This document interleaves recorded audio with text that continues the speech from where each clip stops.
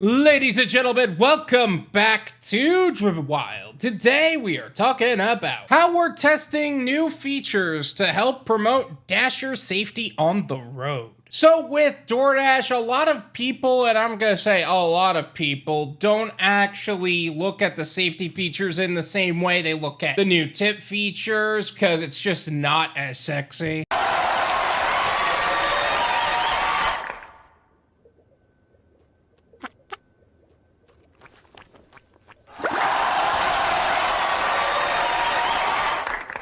But the latest of the new features on the Doordash app in regards to safety, they are rather, how can I put this? Invasive.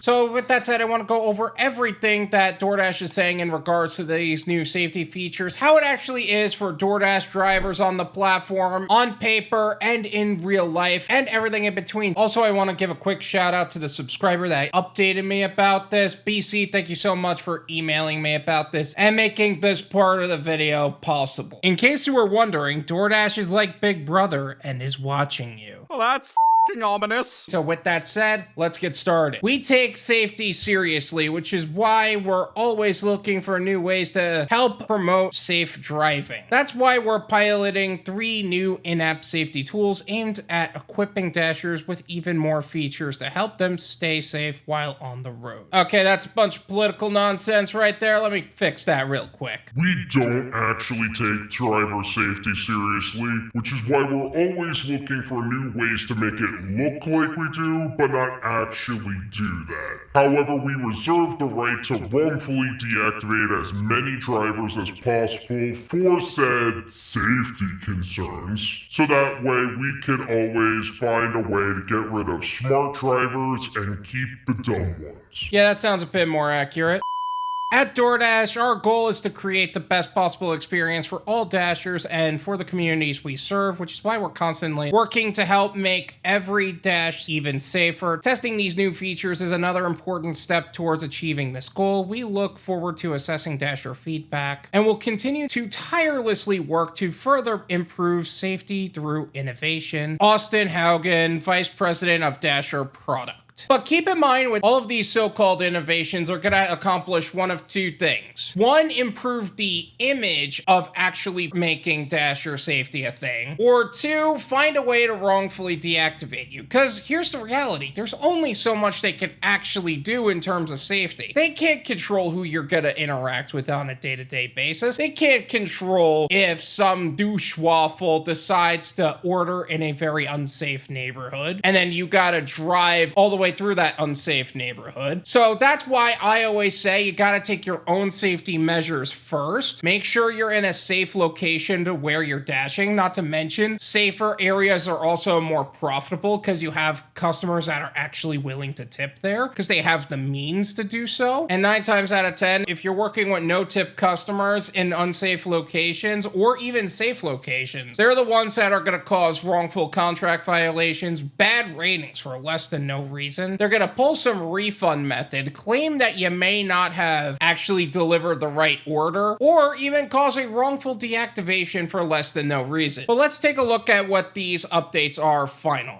Driving Insights. Doordash is piloting a new safety tool called Driving Insights, which uses the same location information already collected from a Dasher's phone while dashing to identify rapid changes in braking and acceleration. Based on this data, Dashers will learn about their individual driving behaviors and can easily review things like braking and acceleration history for their most recent dash, or whether hard braking and rapid acceleration have changed over time by empowering Dashers with more insight about their personal driving behaviors. We hope to help them gain more awareness of their habits and in turn promote safe driving practices. And while I don't necessarily disagree with the prospect of drivers getting better at actually driving, it's not always the driver that's the problem. Maybe they're in an area where people just kind of run into the street to cross without actually taking regard into what's around them. Maybe they're frequently behind people who are driving driving really slow or brake very quickly at yellow lights. You don't know if it's always the driver's fault. Are there certain habits that are going to seem like, okay, this is actually the driver? Yes, but there are also some that are going to be the people around them too, and they just gotta respond to it. Literally today, I was driving down one of the main roads at a light, and there was this one guy who literally decided to go from the right lane to try to merge into the left turn lane and cut me off in the process. Or at least that's what it looked like to me. And I'm like, yo, what are you doing? There's a green light and I'm trying to go. I go around them and it turns out they were literally trying to prove a point to me. I don't even know what point they were trying to prove because they ended up driving straight after that and just darting forward. And I'm like, are you kidding me? What is your problem, dude? Like, seriously, there are some drivers out there that are actually the problem and not the dasher in question. But wait,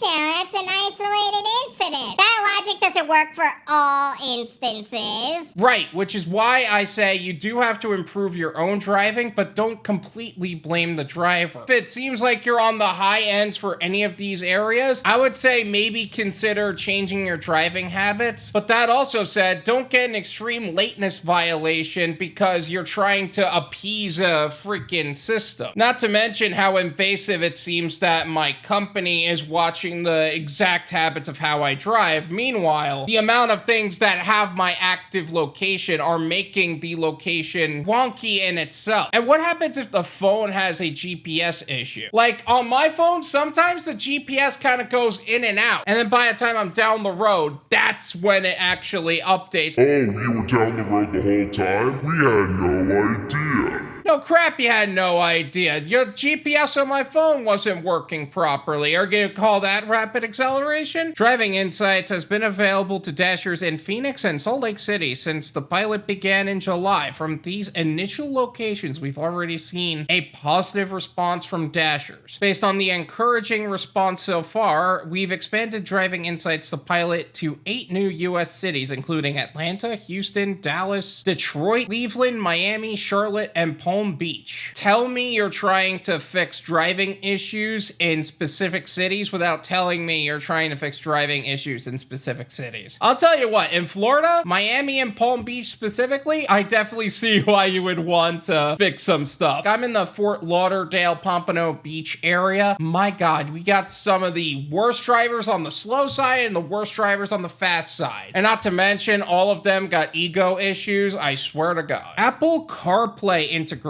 Earlier this year, we announced that we are piloting Apple CarPlay for the Dasher app in select markets. With CarPlay, drivers can sync their phone's interface with the car's built-in entertainment and information systems, helping drivers use key apps while reducing phone interactions. Integrating with the Dasher app with CarPlay now allows Dashers to seamlessly show the app's navigation interface on the car's built-in screens. This creates more of a streamlined and seamless dashing experience with less time focused on their phone and more time focused on the road. The pilot of Apple CarPlay is now available to Dashers in 17 U.S. markets, including Washington, D.C., Des Moines, Iowa, Sarasota, Florida, Little Rock, Arizona, El Paso, Texas, Huntsville, Tennessee, Toledo, Ohio, Grand Rapids, Michigan, Rochester, New York, Myrtle Beach, South Carolina, Reno, Nevada, and Augusta, Georgia. The only thing I would say is that I normally opt out of using the in-app navigation 9 times out of 10 anyway, because I just prefer using Google. Now, if they could seamlessly change it from the in-app navigation to using Google specifically and just make that the whole seamless transition, that would be awesome. But I can't see that happening anytime soon, at least not on the Doordash side. Speed limit notification on the in-app navigation. When Dashers use in-app navigation in the Dasher app today, they are shown the posted speed limit for a given stretch of road. To further help Dashers, we're enabling clear on-screen indicators that now show their individual speed to compare to the posted speed limit. This feature is now available to all Dashers who use the in-app navigation. Honestly, I think that feature should just be on Google Maps entirely, but who am I to say that? Also, this feature was already on the Uber driver app for a while. They kind of just copied and pasted it, at least in my opinion. Importantly, we take the privacy of all DoorDash users seriously, and our pilots are currently conducted in strict ordinance with our Dasher privacy policy. These new safety features build on several new safety features that were launched earlier this year, including reducing in-app notifications and communications while driving, rolling out the one-tap responses to help Dashers focus on the road and complete orders safely, and making it simpler to decline orders. We look forward to seeing the results and feedback from these new safety features. We will continue to design and launch safety features to make dashing even safer for all Dashers. I actually made a video in regards to those updates as well. I will leave that video in the description. Feel free to check that out. This is my opinion.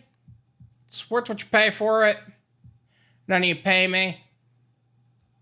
There you go. On one hand, you can always say that DoorDash doesn't actually care about driver safety outside of the agenda of not being liable for potential lawsuits. That is literally the only thing they're trying to do. They're trying to protect themselves legally. But also keep in mind, regardless of what safety feature they come out with, there's only so much they can realistically do. For example, with DoorDash specifically, the DoorDash app cannot stop a mugger from mugging, and they can't stop